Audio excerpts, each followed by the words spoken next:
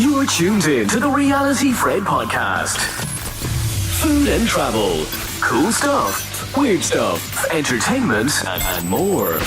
You made the choice to be here, and my friend, you've chosen wisely. Now buckle up, because it's time to get started. It's time for the Reality Fred podcast.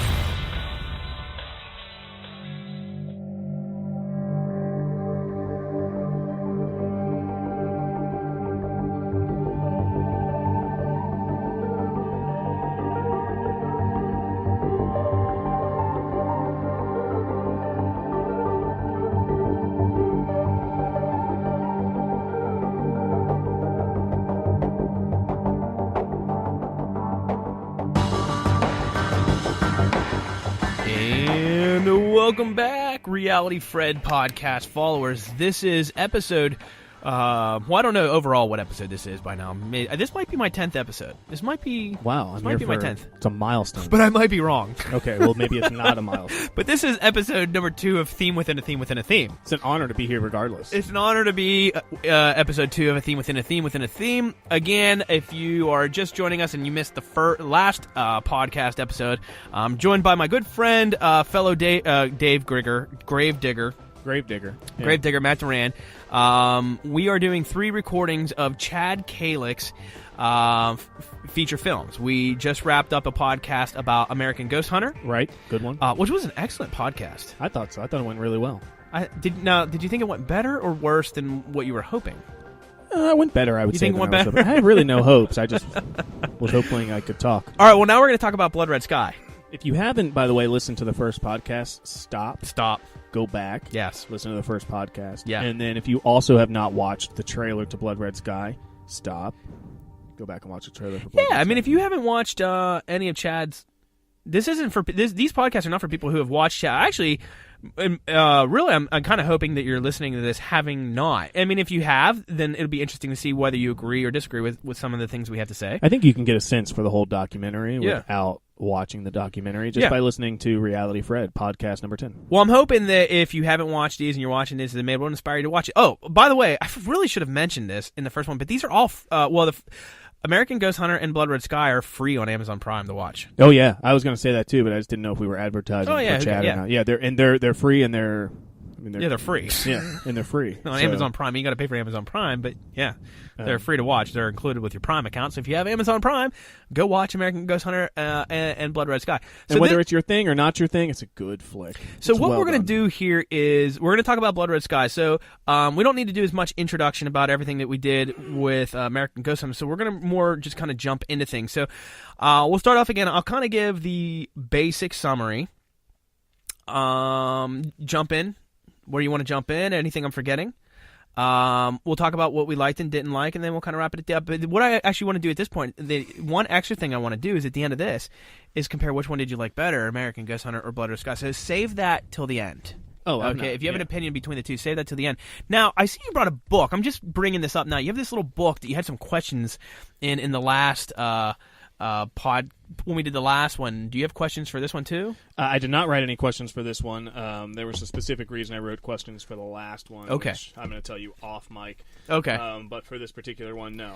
I totally blew like your main question. Like you had a photography question. Well, I was like, what picture? I don't remember a picture. To be honest, I got 50 pages for Blood Red Sky of questions, but I'm not going to ask you them because I know you just won't know the answer. So I'm just gonna not say them. But well, hopefully some questions come up along the way. All right, so let's get started. Let's get into it. So this is God, it's just unfortunate all the stuff I want to say. American Ghost Hunter was 2010, and Blood Red Sky came out in 2015. I'm actually blown away. I thought Blood Red Sky was so much older. I didn't realize it only came out 2 years ago. Well, it's almost 3 years ago. It was January. Sorry about that. It was January 2015. Okay. So I think it was January 2015. To me, it still seems like a lifetime ago. I'm equating everything. I got to really see when it was that I just fell out of love with the whole ghost thing. They say when you're older, that time goes by quicker. So it probably just means that you're getting substantially older. All right, no, time's slowing down. I have the Benjamin Button effect again on here. I'm just getting younger. Oh, the only reason I brought that up is somebody on the Raven said that about Terrell. Is it Terrell Suggs? Terrell Suggs. Terrell Suggs. Somebody said that about Terrell Suggs today. That he has the Benjamin Button disease. He just keeps getting younger. I thought he retired. But we're not Ravens fans, so enough. Okay. Sorry. Well, you're from. You lived in Maryland for a while. Yeah, I don't know. I hate them even more. Okay, than you, good. Probably. All right, Blood Red Sky. Yeah. Attempt number 3. Blood Red Sky is the second feature film by Chad Calek, released in 2015. This one is not so much about. This isn't a ghost hunt or about ghosts or necessarily. The larger picture is Chad has an idea. He basically is looking at the world and saying, and I love this concept, and I'll buy into the concept for sure, that our state of mind, can affect the world around us. Which is basically what I was trying to say at the end of podcast 1. Go for it. If you haven't watched it, Yeah. go back or listen to it. Go back and listen to it. So Chad's mom had all these terrible life experiences, right? Yeah. Basically witnessed and tried to prevent the death of, I believe, her sister at the hands of her brother, who's in prison for life now. Mm-hmm. And so as a result, obviously all these terrible things are happening in the Mm-hmm. house she lives in, and they're happening to Chad. They're happening to Chad's brother even off-site.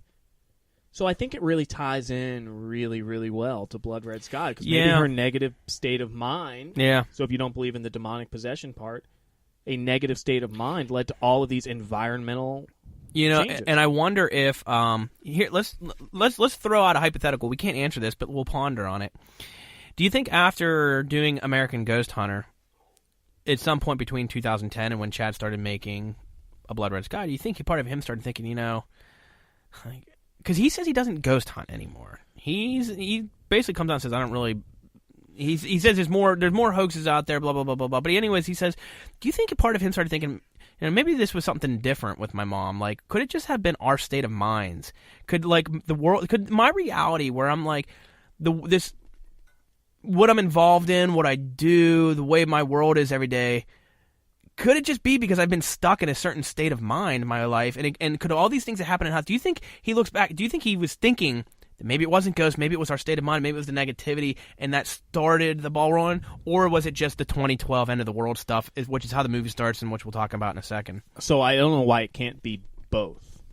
Correct. I think that there's a very real possibility that he saw what happened with his mother. Well, it can be both, but do you think any part of him actually reflected back and be like, maybe it wasn't ghosts, but I can't say that because that would make American Ghost Hunter like no one would want to watch it. So like, I'm not going to come out and say it. I'm going to leave it be. But do you think any part of him was thinking? What's funny is I else? felt like he did leave that ghost part of it completely aside. I think that when you look at the end of American Ghost Hunter, very little of it's about ghosts. Right. Actually, even the end when they summarize the mother and where she is now, and the brother, Brother Calek, and where he is now, I think more of that was focused on their psychological and their state of mind. Yeah, and the brother is like, what did he really do? They told him to delete those things off his computer, stop doing it. Well, so they had word, they had like a summary come up like at the end of any flick where they come up and they say 20 years later, da da da. They actually said the brother had... Also very Paranormal State-esque, but go ahead. Okay, yeah, fair enough. And Bubble Boy. But, they said that the brother had... Actually, I believe he sought counseling. Mm-hmm. Yeah, and he stopped doing EVP. Yeah, and he also got into an eating and exercise routine. Right. And has not yet had another attack. So I truly think, and you want to combine the three, mind, body, spirit, I think that the healthier the mind, the healthier the body, the more healthy the spirit, and I think those are interchangeable. So the more healthy your mind, the more healthy your body, the more healthy your mind, the more healthy your spirit. And I think you saw that transition at the end of American Ghost Hunter. Yeah, and so I think it very intentionally led into this. He probably had that thought process. Probably saw everything that happened in 2012 and thought, "Shit, let's put this together." And here's my belief. And we definitely in 2017 live in a world now, at least Western culture, where the concept of human consciousness is just talked about more. Let's just say it's talked about more and more open and in more ways broader than maybe 20, 30 years ago. Okay. Right. So the movie basically begins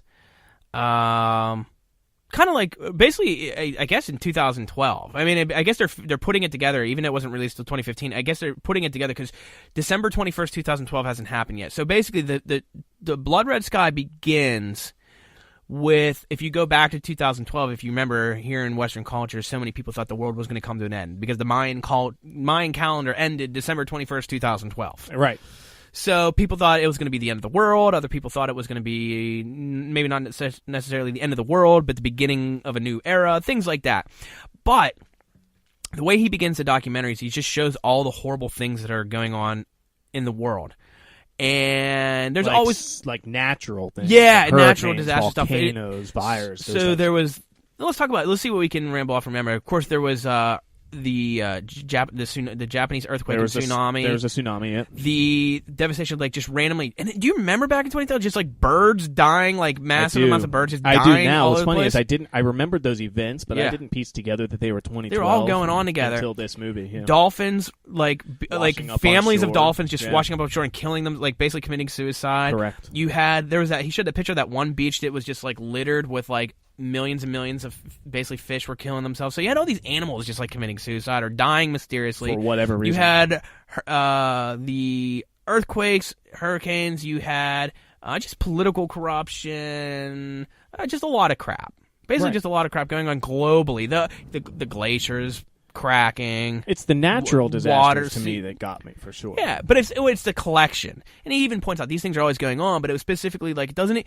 It's just like don't we all? Doesn't it just seem like so many things are going on right now? That's what the crazy thing was. Is like right now at this point in time, it just seems like a lot of crap is happening all at once. And what was interesting to me is that it clearly wasn't just glaciers melting. Obviously, climate people will say that's causing all of these other things. But to me, then wouldn't 2013 and 2014 have brought on less? And I looked at some of these natural disasters historically, and 13 and 14 didn't bring on more. They brought on substantially less. So it couldn't have been a cause and effect thing. Mm-hmm. It had to have been. And in my mind, I think the premise is interesting. So so what Chad was kind of getting at was this. That in 2012 there were so many people collectively that were like just talking about it was in it was in everybody's consciousness that something was that 2012 potentially represented something just happening. So a lot of people thought, end of the world, end of the Mayan calendar. Everybody was like looking at 2012 as an end date. So it's just like a conscious thought. And I don't think there's a single person in the world who could sit there and say, never even crossed my mind. Right, exactly. Every person, the most sane, Christian, spiritual Even person. if you said it was a 1% chance. Yeah, they're still sitting at one point in their life on 2012, they were sitting there going, well, what if this is it? Yeah, exactly. So everybody at some point had this thought, including you out there listening. Exactly. So in one hand, you had a lot of people having just weird thoughts, and in the other hand, you have a lot of crap going on. So Chad's basically making the connection and saying, does our mental state of mind actually have an effect on our reality? And so what he wants to do is do an experiment. So basically the entire plot of the movie A Blood Red Sky is he wants to do an experiment with his team where they basically he basically is putting together like a psychological test for them, more or less, and he's trying to see if like if their state of mind has an effect on the outcome of what happens during that state of mind. I think is the easiest way to put it. And I think at first my thought was, he's looking at a correlation. Like the number of people who eat ice cream cones in Connecticut directly results in the number of nuns who are killed in Rome. Okay. It's not just a correlation. I think he actually pieced it together really well. Yeah. I think he actually made it a logical relationship as opposed to just some statistical correlation. Right. Which to me made it a little more valid, a little more interesting. Yeah, and now here's the thing, like I mean, it would have been easy to dismiss this as both of these things are just coincidental, like the number of ice cream cones and number of nun deaths. Those are coincidental things. I think he actually pieced this together in a non-statistical manner, which is interesting. Well, the one thing I have to admit is I do believe, I don't know what believe is the right word, but like I do accept the strong possible notion that our state of mind has an impact on reality. And even in the smallest part, let's take a look. I mean, I did a podcast about Conor McGregor.